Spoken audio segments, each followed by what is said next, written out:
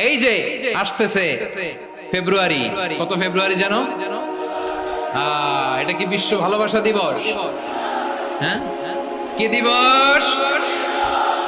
এই বিশ্ব ভালোবাসা দিবসের সাথে মুসলমানদের কোনো সম্পর্ক নাই। আমার প্রিয় ভাইরা, এই যে আপনি অবৈধ সম্পর্কে জড়ালেন, কেন আল্লাহ অশ্লীলতাকে হারাম করেছে দেখেন। বলতেছিলাম যে এটা আপনার নাসাল, আপনার জেনারেশন, আপনার লিনিয়েজ, আপনার বংশকে প্রিজার্ভ করা। কে কার বাবা, কে কার মা, বাবা মা জানা, প্রজন্মকে প্রিজার্ভ করা, এটা ইসলাম ওয়াজিব করে দিয়েছে। এই যে অবৈধ সম্পর্কের কারণে, বিশ্ব বেহায়া দিবসের কারণে, এগুলোর আউটকাম, আউটপুট হিসেবে মাঝে মাঝে এই ঢাকা মেডিকেলের ডাস্টবিনে নবজাতকের বাচ্চার কান্নার আওয়াজ শুনতে পাওয়া যায়। চট্টগ্রাম মেডিকেলের ডাস্টবিনে নবজাতকের কান্না শুনতে পাওয়া যায়।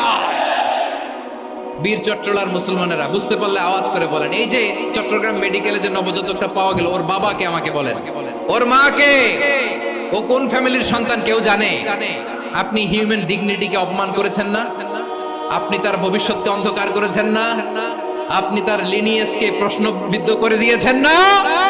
এই জন্য আল্লাহ তাআলা অশ্লীলতাকে আমাদের জন্য হারাম করে দিয়েছেন। পড়েন সুবহানাল্লাহ।